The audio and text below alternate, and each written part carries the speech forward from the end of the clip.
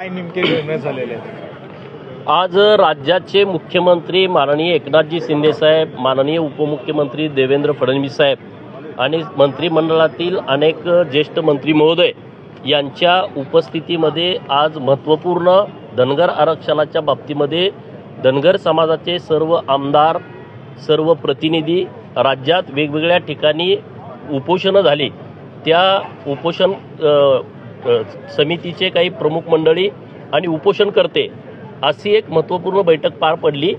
या बैठकीमध्ये माननीय सरकारकडे आमची सगळ्यांची एकच मागणी लावून धरली की धनगर समाजाच्या आरक्षणाची अंमलबजावणी तात्काळ व्हावी।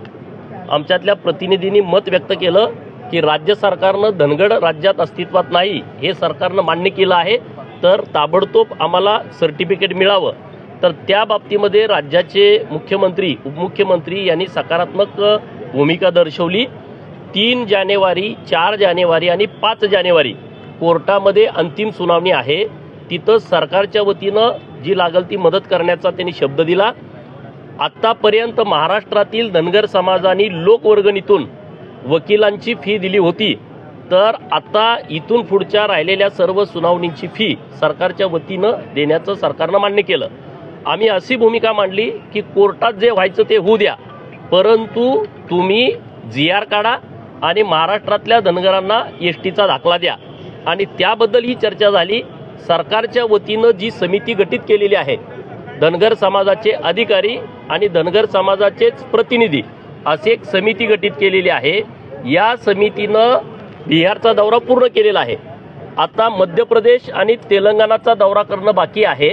तर आम्ही सगळी प्रतिनिधींनी त्यांच्याकडे विनंती केली की टाइम बाउंड कार्यक्रम द्या, एका राज्याला 5 दिवस अशा पद्धतीनं टाइम निश्चिती करा, अशा पद्धतीच्या सूचना दिल्या। आणि आम्हाला नवीन काही GR मिळाले तर छत्तीसगड आणि उत्तर प्रदेश या 2 राज्याचा नव्याने या शासन निर्णयामध्ये समावेश करावा।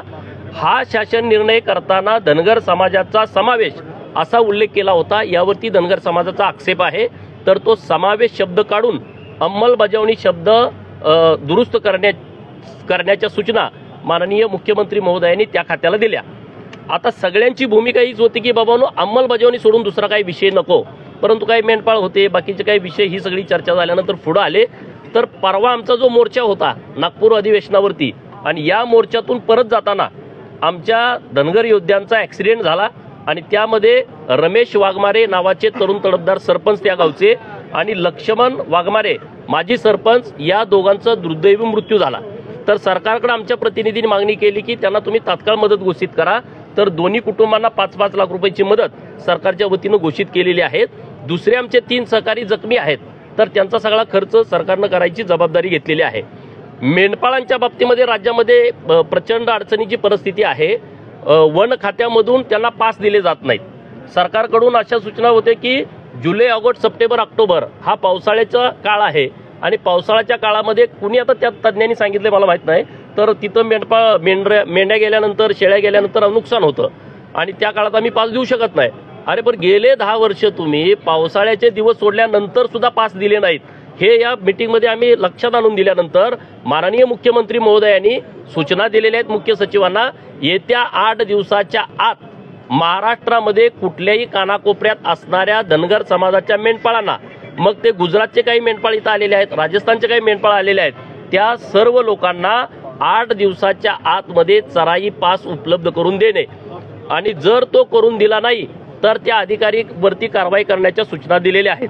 दुसरा विषय महत्त्वाचा आहे की मेंढ्या खूप मृत्युमुखी पडतात, ॲक्सिडेंट होतात, कुठं पावसामुळे वाहून जातात, काही अचानक रोग होतो, त्याचं निदान होत नाही, तर त्याच्यामध्ये बाबतीमध्ये फ्री विमा राज्य सरकारच्या वतीनं ताबडतोब घोषित करण्याच्या सूचना सरकारच्या वतीनं आज देण्यात आलेल्या आहेत।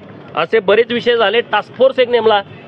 आता आमची मागणी आहे की तुम्ही अंमलबजावणी करा, सर्टिफिकेट द्या, म्हणजे आम्हाला दुसऱ्या योजनाची गरज नाही, परंतु तोपर्यंत, म्हणजे आता महिन्याभराचा काळ या सगळ्या प्रक्रियेत जाईल असं सगळं या चर्चेमध्ये ठरतंय, तर तोपर्यंत टास्क फोर्स नेमाच्या सूचना सरकारनं दिलेल्या आहेत। आणि त्यामध्ये धनगर समाजाचे 4 प्रतिनिधी, म्हणजे जे विधान परिषदेचे 3 सदस्य आणि विधानसभेचे 1 सदस्य यांचा त्यामध्ये समावेश केलाय की जेणेकरून त्या सगळ्या योजना व्यवस्थितपणे राबवता येतील। 3 ते 5 जानेवारी दरम्यान अंतिम सुनावणी होणार आहे, यामध्ये सकारात्मक निर्णय लागेल असं मुख्यमंत्र्यांना वाटतंय। जर सकारात्मक निर्णय जर असं काय झाला नाही तर तुम्ही शासन दरबारी क्लिअरसाठी पुन्हा आग्रही 3 ते 5च्या दरम्यान उच्च न्यायालयामध्ये अंतिम सुनावणी आहे. या अंतिम सुनावणीमध्ये धनगर समाजाच्या वतीनं पुण्यश्लोक अहिल्यादेवी प्रबोधिनी मंच याचे प्रमुख माननीय मधु शिंदे रिटायर IPS ऑफिसर हे प्रमुख आहेत. त्यांनी खूप चांगले पुरावे तिथं दिलेले आहेत. आमचा ठाम विश्वास आहे की इतके पुरावे दिल्यानंतर आणि धनगड राज्यामध्ये अस्तित्वात नाही हे सरकारनं शपथपत्रावरती दिलेलं आहे. धनगड राज्यामध्ये अस्तित्वात नाहीत आहे तो धनगर आहे. त्यामुळे आमचा मार्ग तिथं 1,00,000% निघेल असं आम्हाला वाटतंय. तरी पण आम्ही सरकारकडे असं म्हणतोय कोर्टातनं जे व्हायचं ते होऊ द्या. तुम्ही राज्य सरकारनं ताबडतोब GR काढला पाहिजे आणि तो GR काढण्याच्या बाबतीमध्ये सरकार सकारात्मक आहे असं माननीय मुख्यमंत्री आणि मंत्रिमंडळातल्या सदस्यांनी सांगितलं. पीक विम्याच्या धर्तीवरती आता सर्व मेंढ्यांसाठी देखील विमा उतरवला जाणार आहे. त्याचं काही सर्वेक्षण होणार आहे का? त्याची प्रोसेस काय असणार, त्याची प्रक्रिया काय असणार? मेंढपाळांच्या बाबतीमध्ये आम्ही तिथं विषय असा मांडला की आता 4 महिन्यामध्ये जेव्हा पावसाळ्यामध्ये मेंढ्यांना चराई पुरण उपलब्ध होत नाही त्याच्यासाठी 6,000 रुपये प्रति महिना राज्य सरकारच्या वतीनं देण्याचं घोषित केलं होतं. परंतु आजपर्यंत मिळाले नव्हते. आता या बजेटमध्ये 20 कोटी रुपये पुरवणी बजेटमध्ये मेंढपाळांच्या चराईपासाठी धरलेले आहेत. आणि म्हणून मी विषय तिथं मांडला की तुम्ही आता हे देणार नेमकं कुणाला? कारण मेंढपाळांचं तुमच्याकडे सर्वे नाही, मेंढपाळांची तुमच्याकडे नोंद नाही. तर ते ताबडतोब आयडेंटिफाय करायचं मेंढपाळ आणि त्याला कुठल्या गावात किती मेंढपाळ आहेत त्यांची नावं घ्यायची. तर त्याचा सर्वे करण्याच्या सूचना दिलेल्या आहेत आणि त्याच धर्तीवरती पुढे मग विम्याची योजना लागू करण्याच्या सूचना सरकारच्या वतीनं दिलेल्या आहेत. ज्या STच्या ज्या योजना होत्या